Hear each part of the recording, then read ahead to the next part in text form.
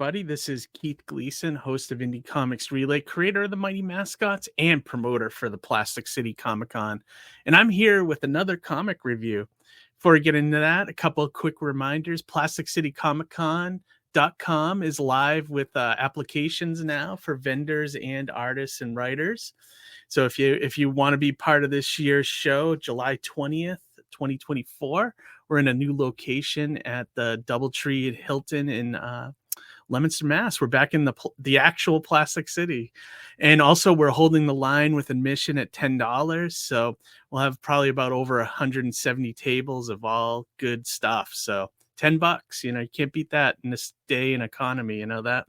And then also I wanted to let you know on recklesssidekick.com, my comic book website, I just updated the store so you can get all my issues, all my trade paperbacks, including the trade paperback for Mighty Mascots 1, 2, and 3 now, which is brand new and just came out about a couple months ago. So that's available now. $15, free shipping. So check it out if you can. All right, let's get into this week's comic review. This week I am reviewing Canary #1. The creative team on this is, written by Scott Snyder, artwork and colors by Dan Panosian, letters by Richard Starkings and Tyler Smith. And let's see, is there any other credits? No, that's it. All right, so this is Canary is like a supernatural detective mystery set within the Western era of history. And it reminded me, like the first two issues remind me a lot of like something like you could see this on True Detective or something, but let me read you the synopsis for Canary off of their website. Blending modern horror, historical fact, and Western lore, Dark Horse Comics Scott Snyder and Dan Panosian bring Canary to stunning oversized issues featuring 56 pages. During the final days of the gold rush, one mining company in Colorado pulled up radioactive uranium, and then the mine collapsed in on itself. Legends sprang up about the mine being cursed or even haunted. Now the frontier is closed, the gold and silver mines have dried up, the country is becoming civilized, and yet in one stretch of the Rocky Mountains, a terrifying new kind of violence is suddenly emerging. Random killings as people go mad and murder neighbors or classmates without real cause.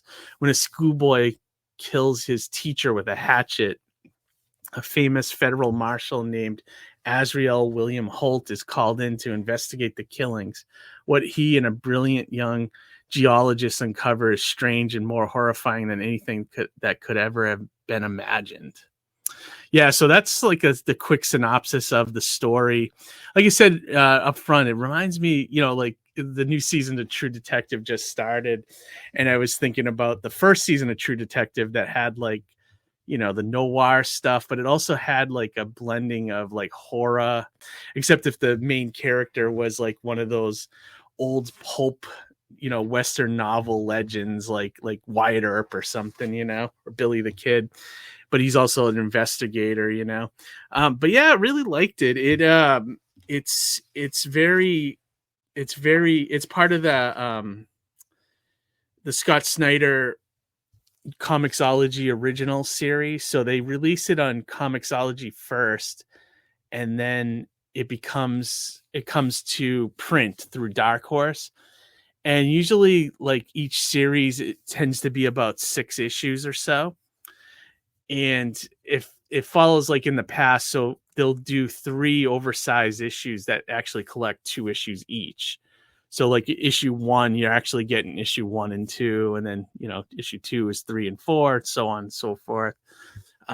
There's been about 4 or 5 series so far from the Comixology deal. Like I think they're getting down to almost the end of, and I'm not sure if Scott's going to continue on with other projects after that or not, but I think there's like 1 or 2 more after this that was originally announced. So maybe he'll do more after, I don't know. Out of all the ones I've read, I've read all of them except for, I think, Barnstormers, which was the last one before this. And that one, maybe I'll read it at some point, but it looked like it was like kind of like a romance thing, and I was just like, not my cup of tea with comics, So, but maybe one day I'll check it out because I do like Scott's writing a lot, and that one may appeal to me. I don't know. We'll see. But out of all of them that came out, and I'm talking about, let me see. We have Demons. I think there was one called Night of the Ghoul, Clear, Barnstormers, and I think Canary is the fifth one. I think I might be missing one, but I'm not sure. I don't remember. Out of all of these so far, so I read this one, which is issues 1 and 2. I think so far this one has me most intrigued, and I think this could be the best one so far. Because it just hits on everything I love. Like I love a good Western. I love like when a Western mixes like with supernatural elements, but also it's a noir detective thing and on top of that. So it's really good. And like most noirs, there's like, there's like a nice underneath subtext to it as well, like with all the characters. Each character has something going on or something hidden, The horror in it is absolutely terrifying. Like it was saying in the description there that William Holt, who is the sheriff, or not the sheriff, but he's like he's like a U.S. Marshal type, shows up and there's like a kid that killed his teacher, and that was just like horrifying, to think like. And when he confronts the kid, it's like the kid's so nonchalant about killing somebody, and it's wild. Like I was like, wow, this is kind of creepy, really creepy. Gives you the creeps, And I think the artwork. I've heard of Dan Panosian. I don't think I've ever really read anything by him. Maybe some of his Marvel stuff, although I couldn't tell you off the top of my head if I have read it or not. But his artwork was really good in this, and all the characters very expressive. Like I think that's why it gives me the creeps a little bit looking at it. Especially the kid. Like when you see him, he's got like these red eyes and like just like a normal smile, but everything looks off, And I think that he also did the colors, so I think that might have added to it a little bit. But yeah, really strong artwork. Really gets like it's got like a sketchy kind of style to it, but it's really good. And like I said, expressive. Storytelling is on point. The Western stuff looks great, like the Western backgrounds, and like there's like big panels of them. Like they're small in the corner, like riding their horses into the sunset, but the background is like this big, like, desert kind of menacing desert looking background, and it just works, So I'll have to keep my eye out for more Dan Panosian's artwork. It's really good. But yeah, I like this. The sheriff character has like a cool, like, or the marshal character has a cool like mask that he puts on, so he kind of reminds me of like the Lone Ranger, but like the mask looks like something out of Something Is Killing the Children. So I don't know if that was intentional or not, but it looks, kind of gives that like a effect off, But yeah, no, really good stuff. So each issue is about, I think, $5. Let me check. I have it right here. $5.99 per issue, but you're getting 2 issues in there. So it's, if you think about prices, that's pretty reasonable. It's $2.99 a book, if you broke this down into singles. So $5.99, it's about 56 pages, fully colored. And, they also have like a ton of variant covers. I saw the bunch at the store. Some of them are rare, some of them aren't, Yeah, it was good. It was really good. If you like Scott Snyder, like I said, I like his writing. I'd say the best one after this was probably Clear. Really enjoyed that one, and then followed probably by Night of the Ghoul. We Have Demons was my least favorite. And then I'll have to give Barnstormers a shot at some point.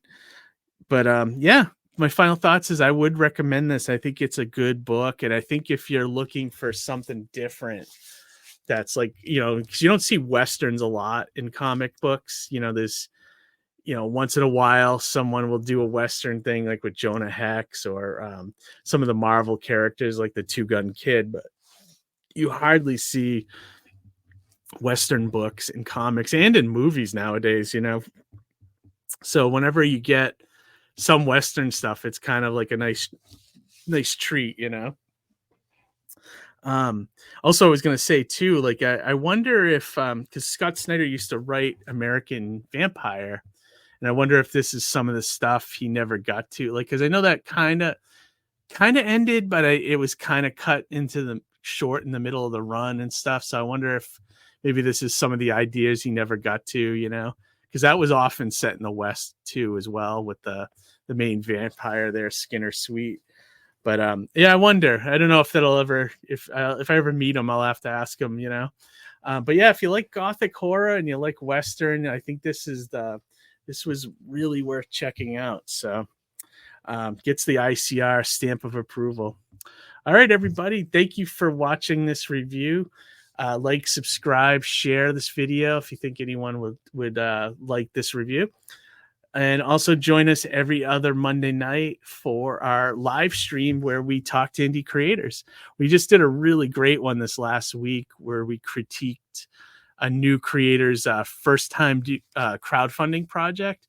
Me, Johnny, and our guest Tony James, we just went through the whole thing. We've all done Kickstarters, so we kind of went over everything that we saw that didn't work on it and everything that we saw that worked on it, and kind of went over it. It's a great episode that I'll probably break up into small chunks, you know, so people can pick it up and learn some skills from it. But all right, well, everybody have a great week. We'll talk to you later. And most importantly, read some comics. All right, take care. Bye.